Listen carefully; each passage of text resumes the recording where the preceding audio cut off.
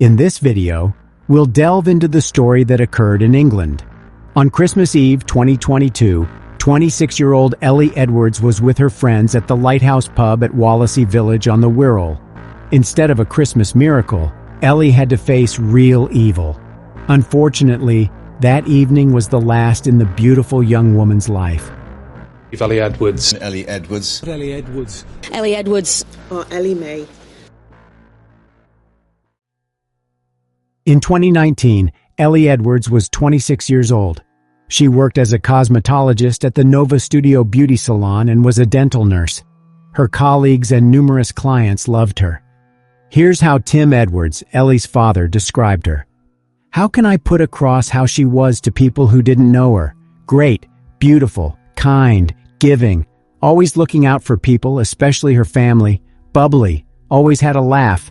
She set her own goals and was achieving them, and she did it with a smile on her face."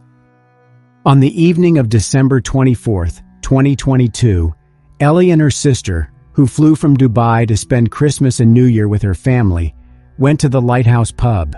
She was supposed to meet her friends there. Surveillance cameras captured how Elle spent that evening. She was in a good mood, hugging her friends and smiling.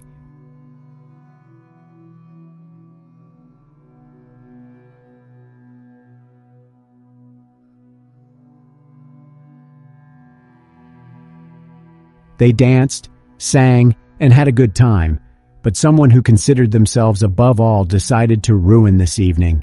Someone for whom human life meant nothing. Police received several reports of a shooting just after 11:50 p.m. Soon, the police officers cordoned off the area. Someone had fired at least 12 shots at the guests of the pub where Elle was meeting with friends. Detective Superintendent Sue Coombs told a news conference on Christmas Day. Tragically, the victim, a 26-year-old woman, had suffered a serious gunshot injury to her head. She was taken to Arrow Park Hospital, but sadly passed away shortly afterwards. Her family have been informed, and on today, which should be a day with friends celebrating, they are coming to terms with this tragic loss. It's very early stages of the investigation, but we do not believe that the victim in this case has been targeted. She was out enjoying Christmas with her sister and friends at what should have been a peaceful time. What her family are now going through is incomprehensible. Witnesses described how a gunman fired shots into the front entrance of the pub and fled in a dark vehicle. The victim of the shooting was Elle Edwards. The police didn't believe Elle was the target of the attack, in which 4 men also received injuries. A 28-year-old man from nearby Beechwood was treated for severe injuries, while those sustained by the other men, aged 22, 24, and 33, were not life-threatening. Elle's tragic death was an unimaginable, heartbreaking challenge for her family. It was early Christmas morning when Tim Edwards woke up and heard the worst news a parent could ever hear. It just didn't make sense for Tim. After all, he was talking to his daughter a few hours ago. They discussed the meeting and planned to wrap Christmas presents together. Now, the grief-stricken father wanted answers, trying to figure out how to live on. Meanwhile, the police were doing everything to find and bring the criminal to justice. They needed CCTV footage and witnesses who could share important information. In a post to Facebook, Merseyside Police's Detective Superintendent David McCawrin stated, "We have a number of officers at Wallasey Village who are carrying out extensive inquiries to understand exactly what has taken place and take immediate action. I would ask anyone who was in the lighthouse in Wallasey Village last night who witnessed the incident or has mobile or CCTV footage of what happened to contact us as a matter of urgency, as they may have information that is vital to our investigation. We believe that the gunman left the pub car park in a dark-colored vehicle, possibly a dark-colored Mercedes, shortly after the shooting, and we are keen to hear from anyone who saw this to contact us immediately." The police knew that the criminal left the scene in a dark Mercedes. They discovered this information after viewing the CCTV footage. You can see the Mercedes pulling into the parking lot next to the pub where Elle was with friends.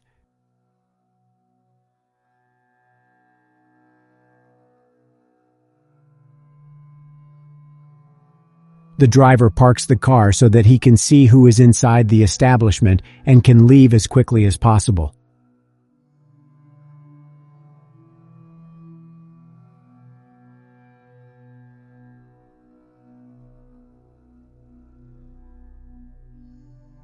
The man watched everyone for a while.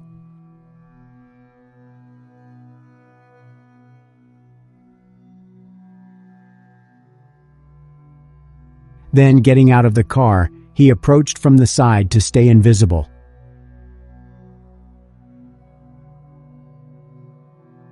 Moments later, he fired 12 shots, ran up to his Mercedes, and immediately left the crime scene. Thus, the police had to answer a few questions. Who was this man? Who was the target of the attack? What was the motive? They started patrolling the streets in the area where the shooting occurred. Officers went from one door to the other and interviewed residents. 2 days later, the police announced the arrest of 2 suspects without disclosing their names. They were a 30-year-old man and a 19-year-old woman who were later released. According to the authorities' statement, the arrested man was not the person who fired the shots. Here's what police spokesman Con Critchley said: "We will not rest until we bring the offenders to justice, and by that, I mean the person who pulled the trigger of the gun in the most indiscriminate way. Anybody who was responsible for arranging, facilitating, or harboring this individual, and anybody who continues to withhold information on who has done this, or indeed where the weapon is. We will be tireless in our approach to find justice for Elle and her family." There were reports that the shooting was the result of a feud between 2 local rival gangs. It confirmed that Elle was a random victim. Asked if he could directly link the shooting to a feud between gangs in Wirral, Critchley said, "We have seen over a number of months some level of escalation here." The detectives determined that the targets of this attack were Jake Duffy and Kieran Salkeld, but we'll talk about them a little later. On December 29th, the police arrested a 3rd suspect in this case, but he was also not the person who fired shots at the guests of the Lighthouse pub. The man, whose name stayed announced, was charged with conspiracy to commit a crime. The police also managed to find a dark Mercedes the criminal used to flee the crime scene, but there were some problems with the car. Let's look at the CCTV footage taken on the evening of December 31st, a week after Elle's death.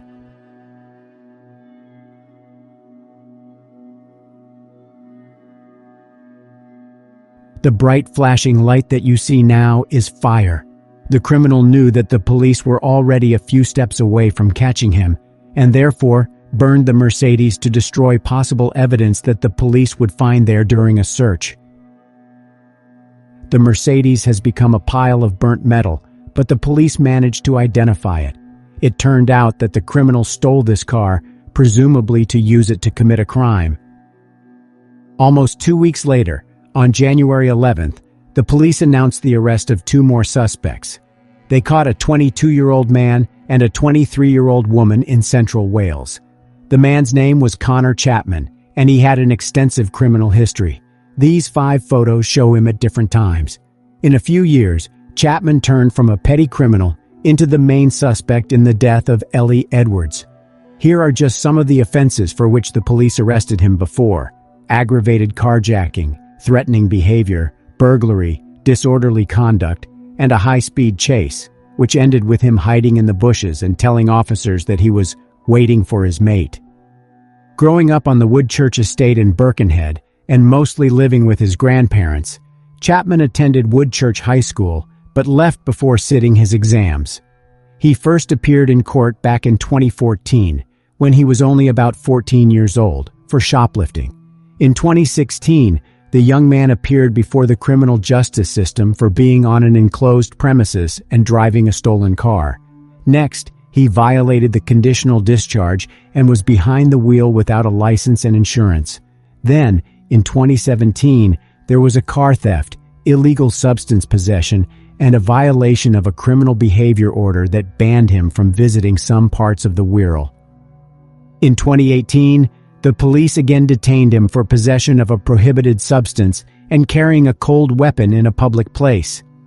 During the same year, The general public heard Chapman's name when he first appeared on the pages of local newspapers after an unsuccessful attempt to escape from a police chase. The police noticed the stolen Audi and tried to stop the car, but the driver disobeyed. Chapman, who was 18 at the time, was driving at the speed of 60 miles per hour in a 30 miles per hour zone while trying to escape. He flew into the oncoming traffic and then crashed into the curb, which caused him to abandon the car and run away. When the police found him hiding in the nearby bushes, he said, "I'm waiting for my mate." Chapman's lawyer said, "He is influenced by older peers, and he has struggled with his own health problems, including ADHD and other medical prognoses." Chapman admitted dangerous driving, aggravated vehicle taking, driving while disqualified, and breaching a criminal behavior order. The court sentenced him to 8 months in a Young Offenders Institute and banned him from driving for 2 years and 4 months. Passing the sentence, recorder Mary Loram poignantly told him, "You have a bad record despite your young age, and you have been given every possible chance. You have no regard at all for other people, it strikes me. Other people with such a diagnosis do not behave in the way that you do. They do not cause a nuisance to members of the public in the way you do." By the age of 18, he had 14 convictions for 30 crimes. Therefore, one can assume that this man wasn't planning on changing his life for the better. Unfortunately, there were no legal grounds to isolate him from society for a long time. In January 2020, the court sentenced him to 10 months in prison for possession of stolen items and carrying a cold weapon in a public place. Records show that Merseyside police issued public appeals for information on his whereabouts when he was a wanted man on no less than 5 occasions. Chapman once stated he was in custody more than he was out. By the time Chapman turned 20, his record had increased to 19 convictions for 43 offenses. In the summer of 2022, he got out of prison. It was about 6 months before Elle Edwards died. His first child was born while he was still in prison, and a second daughter was on the way. He told a jury that he wanted to start a new life and grow up, but these were just pretentious and meaningless words. It turned out that Chapman was a member of one of the local gangs. He engaged in the sale of illegal substances, robbed another house, and stole 2 electric motorcycles. But his most severe and devastating crime was yet to come. On December 24th, 2022, amid a dispute between organized crime groups based on the Woodchurch and Beechwood estates, Chapman armed himself with a Scorpion submachine gun. He spent 3 hours waiting for Kieran Salkeld and Jake Duffy, members of the rival gang, outside the Lighthouse pub in Wallasey. Shortly before midnight, Chapman fired 12 shots. Both Salkeld and Duffy were seriously injured but managed to survive. Unfortunately, when Chapman fired the gun, Elle Edwards, who was spending the evening in the company of close friends, was next to Salkeld. 2 bullets hit her in the head. She didn't know Salkeld and Duffy. She just happened to be there during an attack on them. On January 25, 2023, family, friends, and hundreds of not indifferent people came to the funeral of Elle Edwards. Locals lined the streets in the rain as mourners arrived for the service at 12:30 p.m.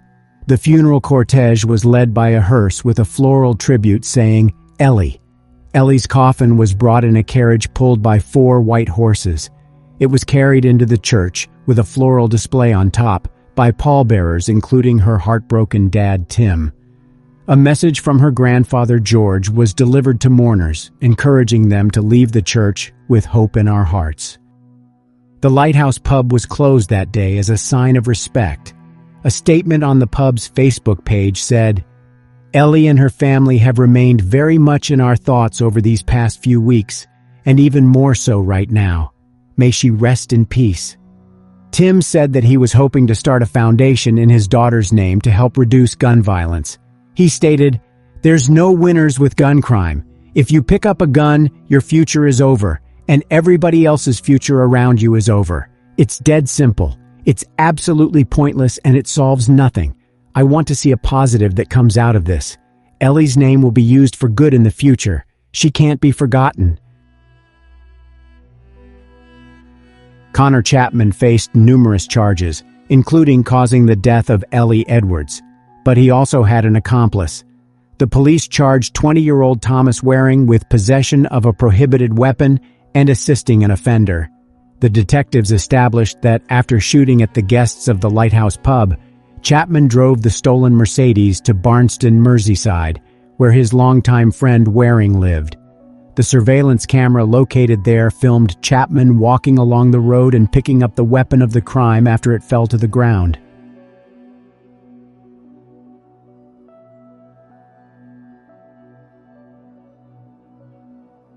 Although the police never found the crime weapon, they found Chapman's DNA in a mixed sample on a bullet casing found at the scene and on a red glove recovered from Waring's home, which matched one the gunman was wearing. A taxi Waring ordered under a fake name and with a vague pickup point took Chapman home to Woodchurch, Merseyside, around 5 a.m. on Christmas morning. The men then took steps to cover up their heinous crime by driving to a remote location on New Year's Eve, where they set a stolen Mercedes on fire. Thomas Waring was found guilty on all counts. In July 2023, the court sentenced him to 9 years in prison. Now, I will say a few words about the people who were the targets of the attack: Jake Duffy and Kieran Salkeld. They were both wounded, but survived. In this case, they were victims. But looking at their way of life, it becomes clear that they were on a dangerous path. They were members of the Beechwood Gang. On December 23, 2023, the day before Chapman injured them in the Lighthouse pub, Duffy and Salkeld beat up another criminal associated with a group of which Connor Chapman was a member. While Chapman was awaiting sentencing in the shooting case, the two were already in jail for their crimes. Salkeld was sentenced to 27 months for assault and 9 months for affray to run concurrently, while Duffy was sentenced to 2 years for assault and 9 months for affray also to run concurrently. The court has also issued injunctions against them, a complete list of which you can see on your screen. Commenting on the injunctions, Chief Inspector Tom Welch said, "Gang-related activity has a profoundly detrimental effect on those who live or work in areas where these criminals carry out their business, often recklessly with complete disregard for others. The gang injunctions that have been served on Duffy and Salkeld are part of the ongoing and relentless work we are doing to combat serious and organized crime in Birkenhead. The prohibitions detailed in these injunctions are widely known by our local officers and will be policed rigorously. If either man commits a breach, we can act quickly to arrest them and put them back before the courts, which can result in prison sentences. We are using all the powers and legislation available to us to disrupt and deter gang-related activity, but we cannot do this alone and need communities to tell us about any criminal ongoings happening in their area so we can get criminals off our streets. Together, we are always stronger." But, before the story of the shooting, the court banned Chapman from being in the area where the Lighthouse pub was. And yet, he chose exactly this place to commit the crime that resulted in the death of the innocent young woman. Perhaps in many countries of the world, there should be stricter laws and more effective methods to influence people who pose a threat to society. This is my subjective opinion, but what you personally think about it, you can write in the comments. Connor Chapman denied everything. He said that the camera at the Lighthouse pub captured another man, not him.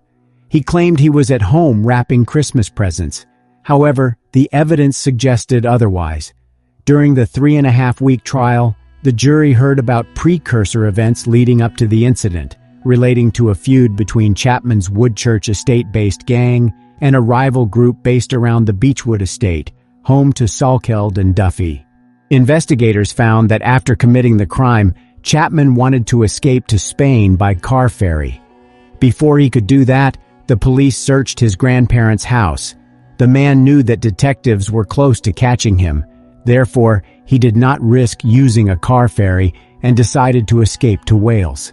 That's where the plainclothes officers later arrested him. At the trial, Chapman admitted that he had access to the Mercedes you saw on CCTV footage, but stated that it was a car that he and other gang members used mainly to trade illegal substances. He said other people had access to the Mercedes, claiming he wasn't driving it that evening. He admitted that he burned the car, but stated that it happened after he realized someone from his gang used it in the shooting. Speaking outside court, Elle's father, Tim, said he hoped his daughter's killer would never see Christmas again. "If I'm lucky enough to be around for a long time yet, I'll do my best to make sure he never comes out of jail," he said. The jury of 7 women and 5 men came to a unanimous decision. After 3 hours and 48 minutes of deliberation and 3.5 weeks of trial at Liverpool Crown Court, they found Chapman guilty. Passing sentence, Mr. Justice Goose told him, "What you did, Connor Chapman, was as wicked as it was shocking. You murdered Elle Edwards, bringing an end to her young life. You spent the days afterwards removing or destroying evidence that would identify you as the gunman. It's utterly shocking you carefully planned a revenge attack in a gang rivalry. You had no thought for anyone else. The risks of what you did were as high as they were obvious." On July 7, 2023, the court sentenced Connor Chapman to life in prison with a minimum term of 48 years before he could request parole. During the verdict's announcement, Elle's family let out sighs of relief, whispered yes, and her dad, Tim Edwards, punched the air. Answering journalists' questions, Tim said crucial words, "I think Elle's legacy hopefully will be something that people draw a bit of positivity from. She was a caring person. She would give more of her time to other people than she did to herself. If she can be remembered for that and for her warmth and her young 26-year-old happy-go-lucky life that she was living. She wouldn't want you sitting around moping and going downhill. She wouldn't want that. She'd want you to live the best life you possibly can. That was the way she approached people or dealt with people. She'd lift your spirits. I was lucky enough to be her father, but we were also like best mates, so there's loads of good memories of laughter and stupid things that we did together, which you wouldn't be able to print."